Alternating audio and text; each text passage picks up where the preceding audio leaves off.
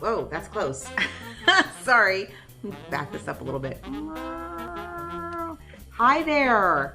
See, I tried not to stay away too long. So thank you for all of you who responded and gave your likes and comments. Yeah, I'll try to share a little bit more about what's going on around here. Somebody asked, I think Kate asked how, I hope that's your name, how my kids adjusted to the downsizing. And it was significant downsizing. And, it was interesting because I have a teenager and then I have one who's under 10. And we knew pretty far in advance that we were going to be downsizing. And so the teenager had like all this anxiety, it's a girl. So she was all this anxiety. I don't know why that makes a difference. But she was really freaking out about it, like before we moved. And then after we moved, once we came to the new house, she was totally fine. She's having like the time of her life and loving this new house. And but it was really hard to get her to downsize her stuff because she's a little bit hoardy. Like my husband is also a little bit this way. And so what I decided, because she's older, I didn't quite have this rule with the younger one, but because she's older, and old enough to have her own stuff and old enough to know what's more important to her, I let her choose what to bring. And she did pick some stuff to get rid of, not nearly as much stuff as I liked. And so my rule then was, okay, then you have to be responsible for packing everything that's going with you. If it doesn't get packed, it's not coming. And so what she did, so she packed all of her stuff. And then when it came, so we had one of those pod things. We got one of those pod things, which I highly recommend because it really, we only had so much space to put stuff in. So she packed all her stuff in the pod.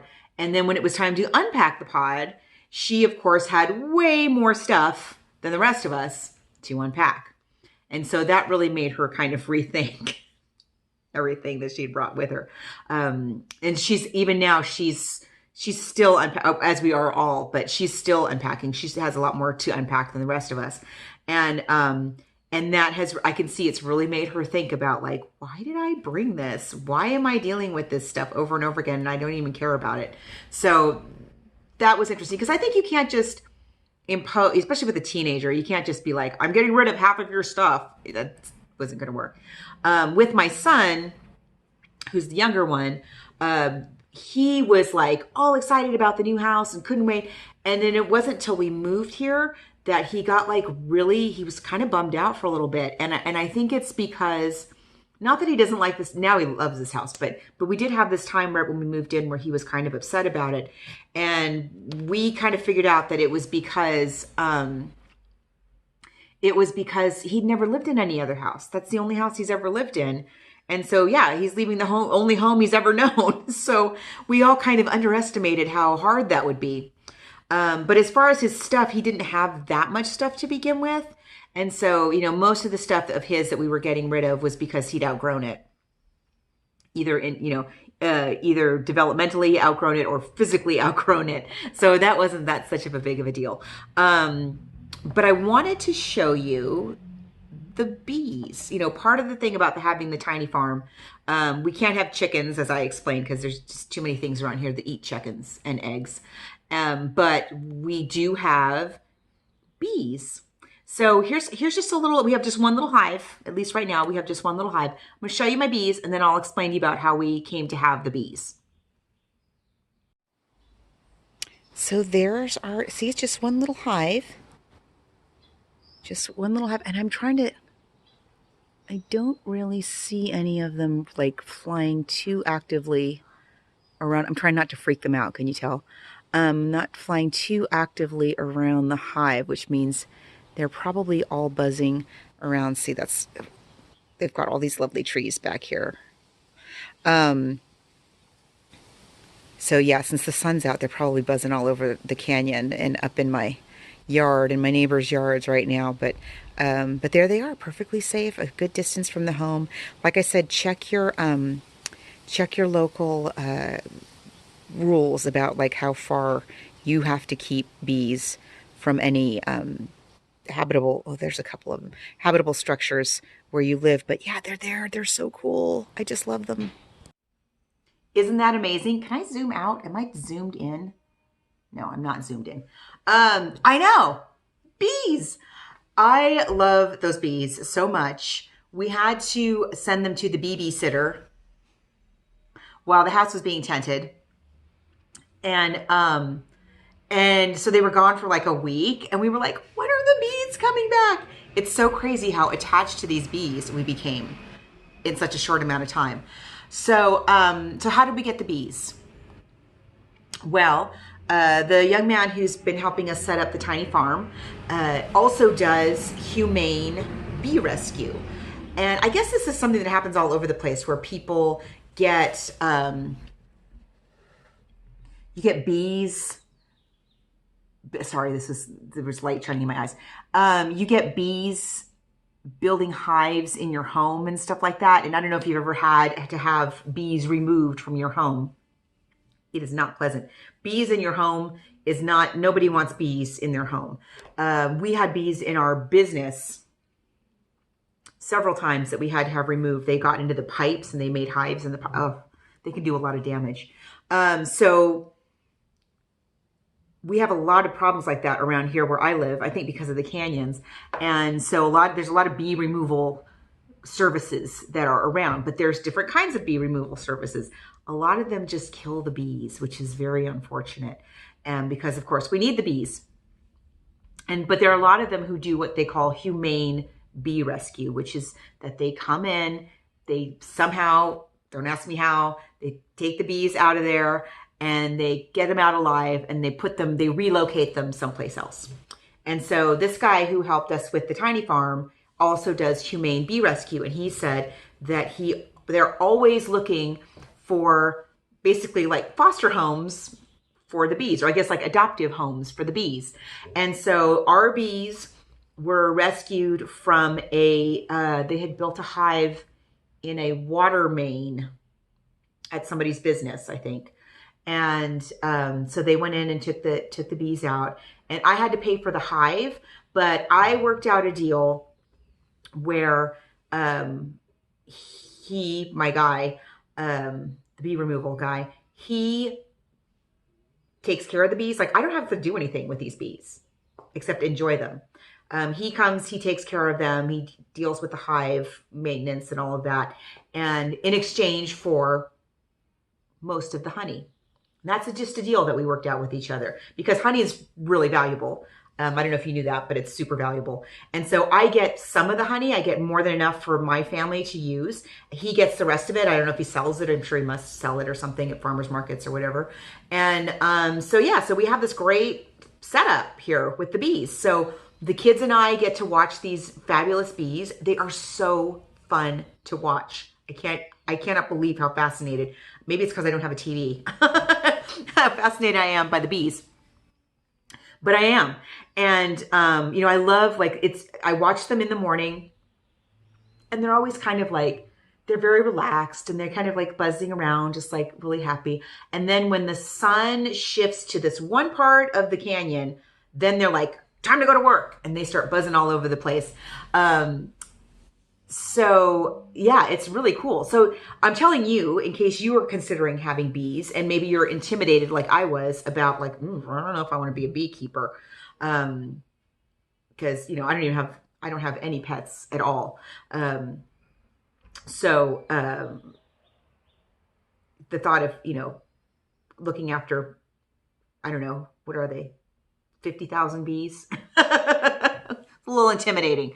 But anyway, if you like the idea of having bees, but you're a little like, I don't know about being a beekeeper, I'm pretty sure you could probably work out an arrangement like this. Contact your local person who's doing humane bee rescue. See if they're looking for foster homes for bees.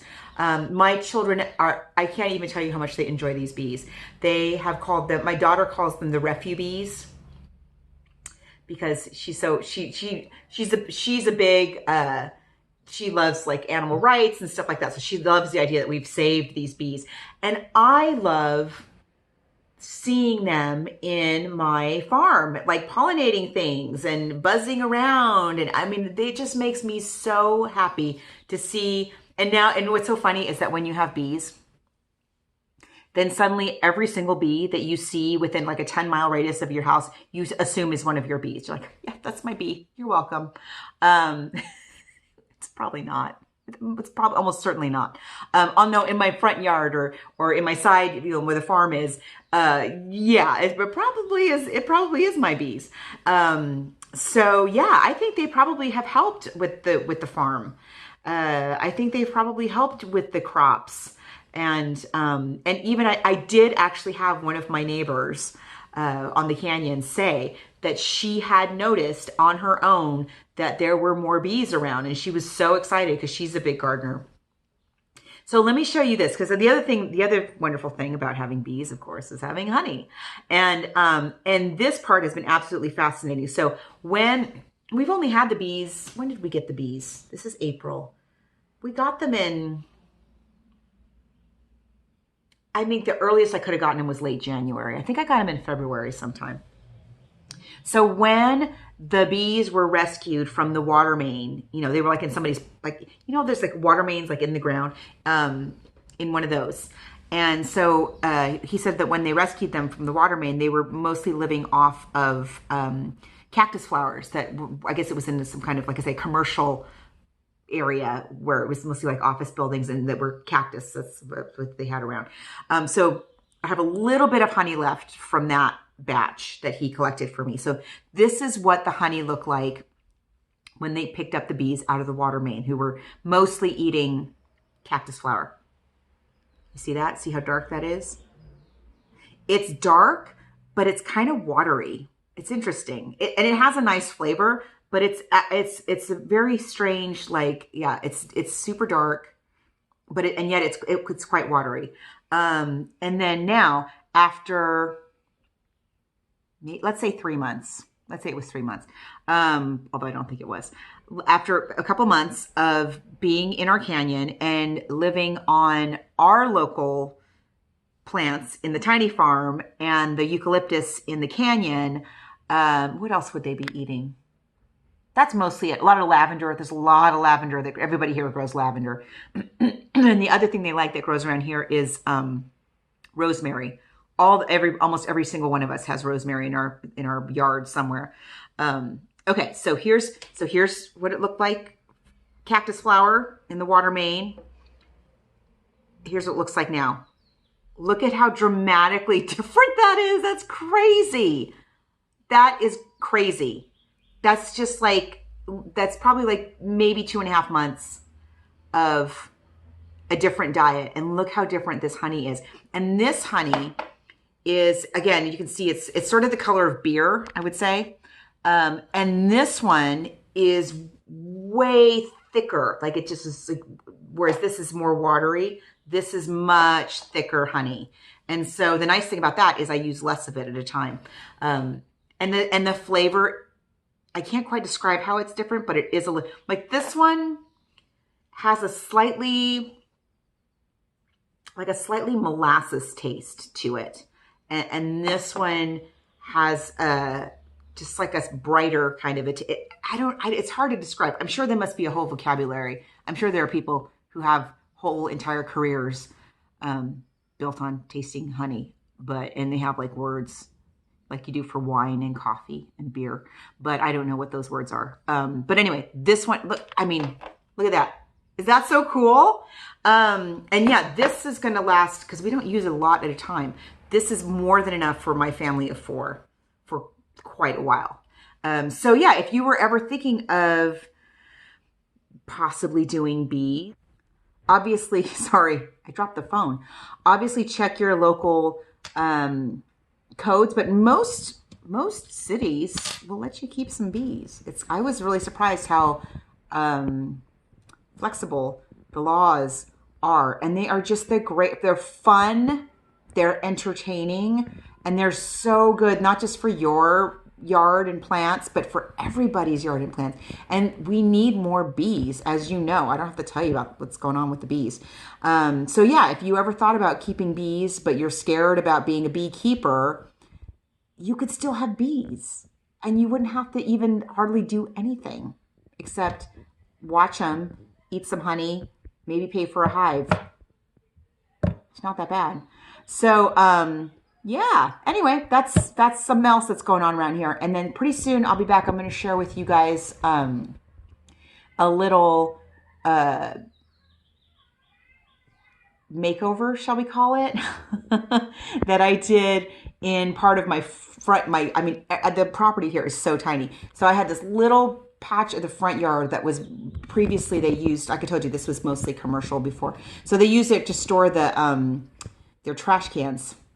Basically, it was like weeds and trash cans, and now it's a little patio that we have to enjoy. So I will show you guys that really soon, what we had to do. That cost more than all the stuff we've done with the yard, because concrete, unless you can do it yourself. I wish I could pour concrete myself, but I had to pay some guys to come do the concrete, and it can be pricey, but it was totally worth it.